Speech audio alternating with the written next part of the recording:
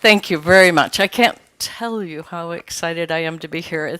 I've already had a great time. It's been really inspiring, and um, I'll just work my way through this stuff when we get it all moved over to the other side. I'm finished. So, um, I I wanted to talk today about tools and techniques that, with a few skills and materials to make that are easy to master so that you can easily make the museum more accessible. So one of the things that we're going to talk about today is the sensational blackboard. If you have another raised line drawing tool, you can probably modify these directions to use with that. So this is what my husband and I make, so this is the one I find easiest, but that's just me. So I'm going to hand out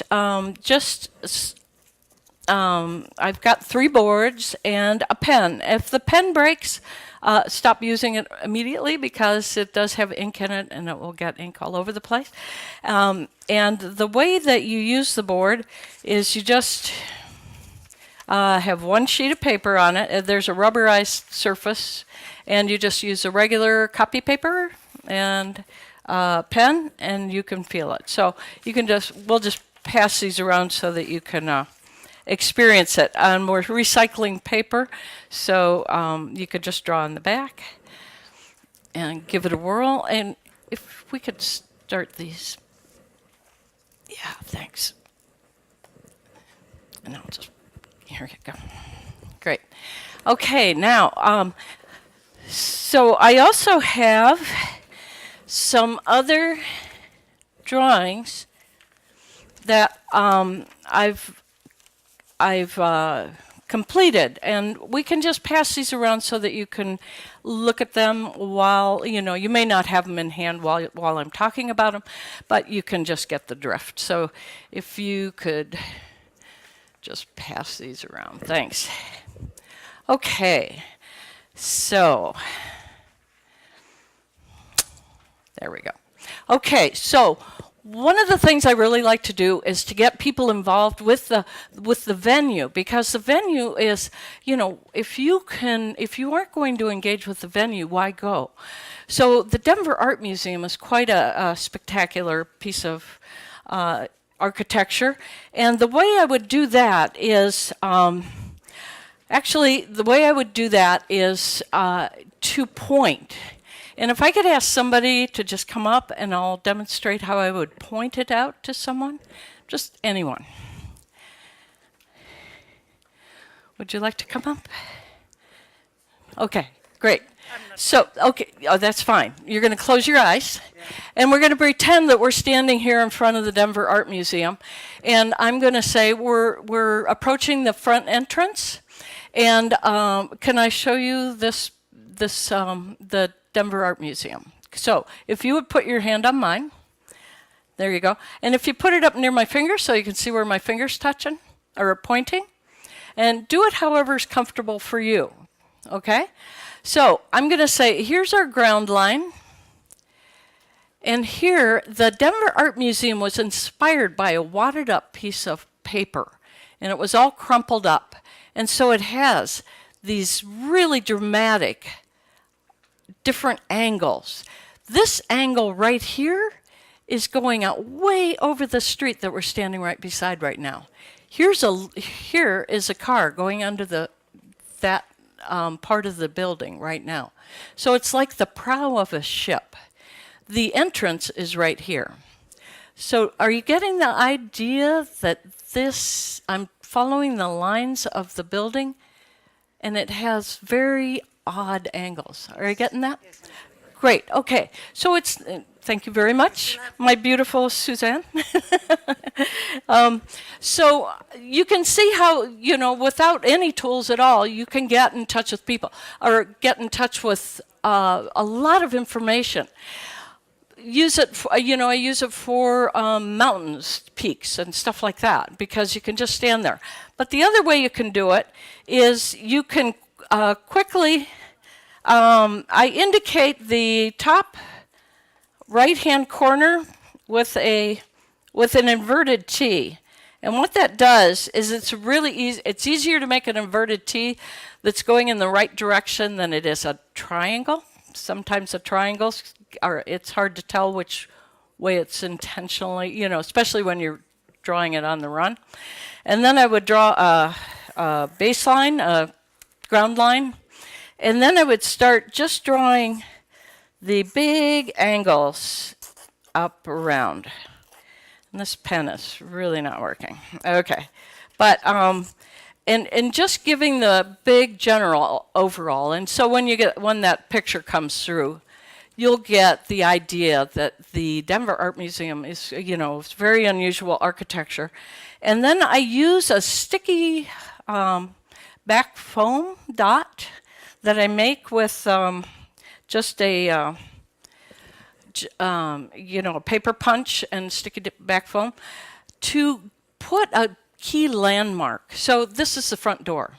So it's really easy to scan this picture and find the front door. It's also easy for me to say, and then just to the right of the front door, as we go in, there's a Claes Olenberg, the big sweep sculpture. And so, we can give a lot of orientation from that too. So here's what I just make the dots using this. It's easy. And I keep them on the edge of the board so that I can just pull them off and put them on the new piece of paper whenever I need to do a new landmark. So that's pretty easy. It's nice. This is the inside of the Denver Art Museum, right up at that peak. So when we get to this part of the museum, my students can run their cane up this angle and make that connection, that we're up above the cars now. And here's this is where the building's coming to the point. So it's a nice, really nice inside-outside kind of thing. The Denver Art Museum has a lot of tactile art, tactile interpretations of visual art. And so it's not ideal. The best way to get in touch with the special accessible exhibits that any venue has is to call and talk to the access person on staff. Not every place has that, but if I were going to, I took a trip over to the Denver Botanic Gardens, and I knew that the main reason that I wanted to go was to give students a general idea of where the different, the extent of the gardens. So I knew that I pulled up this map, I printed it off, and this is just a map of the grounds.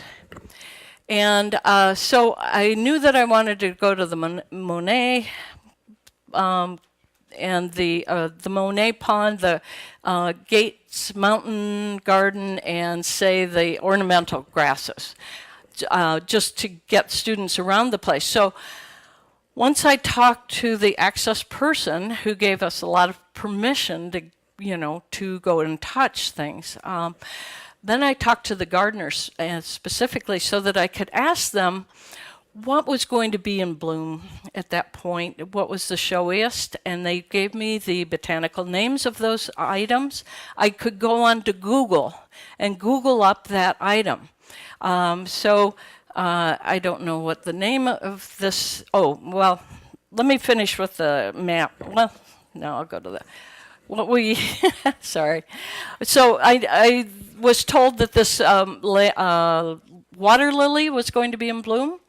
And so I just went to the Google Maps, I printed it off, and then when we get there, I can trace it and pass around the picture. The good thing about tracing is that you can trace in sections. So I can trace the outside petals that are the main feature. and then work my way in to the stamens and the pistils in the center of the flower and get a lot of information in without making it too confusing right from the get-go because we're adding to it. So that's one nice thing about being able to draw as you're going. The other really nice thing about Google Maps or Google Images is that you can frequently find something like this. This is a cross section of the same flower, and it even has the labels on it. So I am not a botanist, but and so it's nice to be able to have the information right there, so that I'm sure that when I'm giving the students reading carpel and telling them where the carpel is, that I'm actually giving them the right information. And so it's, you know, if you're doing a subject that you're specializing in, then that's different. But frequently I'm, you know, talking about things that I'm not all that familiar with. The other thing that I do with the Blackboard and the maps is another tool is a serrated wheel. This is something that's, I'll pass it around. It's used for fabric for sewing, but it also does a dotted line that you can feel. So I draw the road that we're coming in. I put a landmark at the entrance, and then I can draw this dotted line with the serrated wheel as we go through the gardens and add more dots, and so the students are getting a pretty good orientation. So this just shows the serrated wheel, and then I can texture the buildings off to the right because you can hear them clearly, and then, you know, describe that the gardens are all to the left. So there's a lot of information that's shared right there. Okay, now when we go to the Denver, the Museum of Nature and Science, prehistoric journey, I went to this place in advance because there were just I wanted to see how accessible it was, and it was incredibly accessible. They have very good volunteers with lots of hands-on stuff. So that was a major part of our visit. And, you know, I found that out by going there and talking to the access person, talking to the volunteers, and then looking around. This is a sign that is it's a model of a fossil, but it's totally accessible. So here's my students when we came to the entrance. Because it wasn't entirely accessible because it's out of reach, so you know, if it's too tall, it's not accessible. But a lot of it was, and so I drew the image just using a copy of the picture I took for the students to orient them, and then they were able to feel the object. And so right there's a lot of learning going on. They're starting to understand. If they haven't had a lot of tactile experience interpreting pictures, they're starting to get it right there because we get the picture and then we apply it to the object, which is not going to happen in the rest of the exhibit. The next thing we came to was this diorama of the two spiked, dinosaurs fighting. And so I could draw that, and because we had gone through the other, it was pretty easy for him to figure out. Great. This is another thing that this turtle was in the background of one of the dioramas, and it was quite shadowed.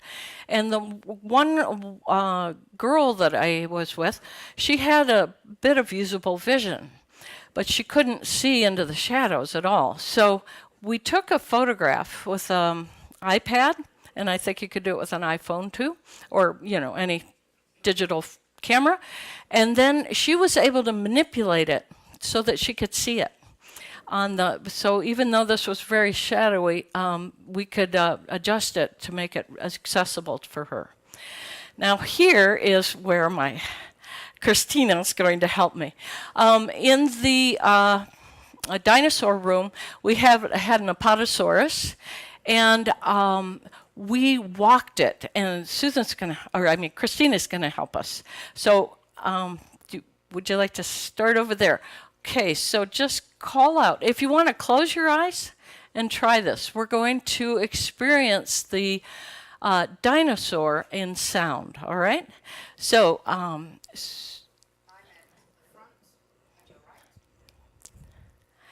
and now she's walking back. She's walking under the head. The head is up about 20, 25 feet above us. And so she's walking underneath it until she gets to, just say I'm at the back legs. The back legs are there. Stop. Yep. No, you're at the front legs. About. Yep. Yep. Oh. She's at the back legs now. Go back to the back legs. Tell us where you are. Okay. Call out. You're at the back legs. Yeah. Great. Okay. Now come around to the tail. So the legs are about 1.5 feet thick, you know, in diameter. And we're going to come right up here. She's walking, walking, walking. She's under the tail that's also way up above us. If you had a cane, you still wouldn't be able to touch it. And now we're at the end of the tail. Yeah, it doesn't matter. Just make noise. There we go. So when we're at the exhibit, we stop by these places, and we have this drawing. Now, this drawing that I'm displaying up here is incredibly complex. It's a really nice drawing, but it has about 8 different dinosaurs in it, and we can't, if we were to draw all that, it would be just crazy making. So what I do is I put a dot here on the man's head and draw a line down to the to indicate his height, and then a baseline across to indicate where the ground line is. Then I just start tracing around the dinosaur, and I also put a dot in at his eye so that it's easy to tell which is the front end and which is the back end of the dinosaur. And when I complete the outline of the Apatosaurus by just going through the other dinosaurs that are in front of him. And so it makes it very easy to figure out, you know, what that dinosaur is. If you want to do another dinosaur, just copy off another page and trace that one and just separate out the image. So you don't have to have the perfect image to get good information. The final thing I want to say is if you find yourself in a place like this, you can trace it, you know, with your finger, or you can freehand it, you know. I would really encourage you, if you have a board or some way to draw, that you just go for it and have the courage to try giving some information, sharing information of things that are inaccessible, because it will really enrich everyone's experience. And I believe I'm out of time. Thank you very much.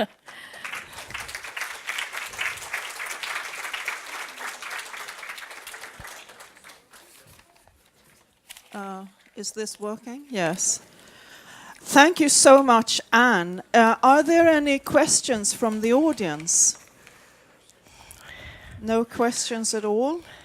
This was so interesting, I think. I have a couple of questions. There is a question. Good, thank you.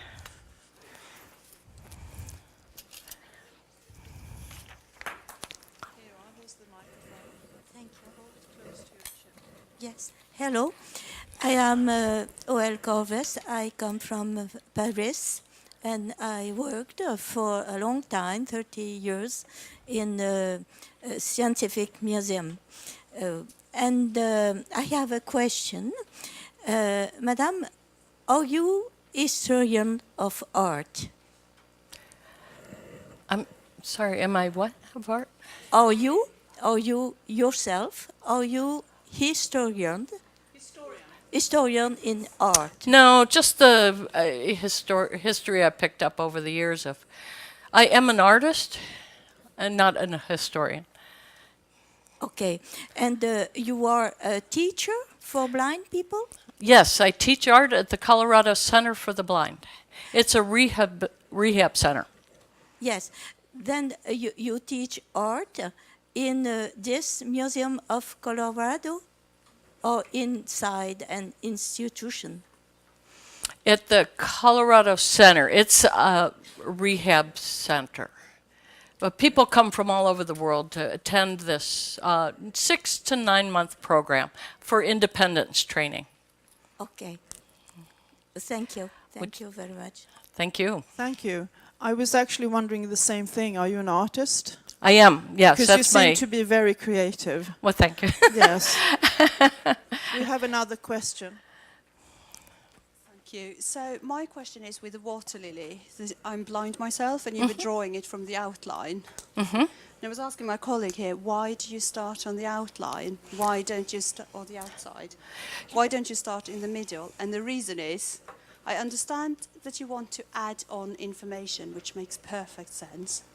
But for me, I would have wanted to start exploring a smaller area and then add on to that. Then I would do Not it just start that on way the- for you. So you have no reason Yeah, for doing yeah. it? I'm very flexible. No, but do you have a reason for doing one? No. Okay. Yeah, I was trying to get across the idea that we'd start in one area and then elaborate instead of, so starting in the middle makes perfect sense to me. I think we have time for just one more question. No more questions? Yes?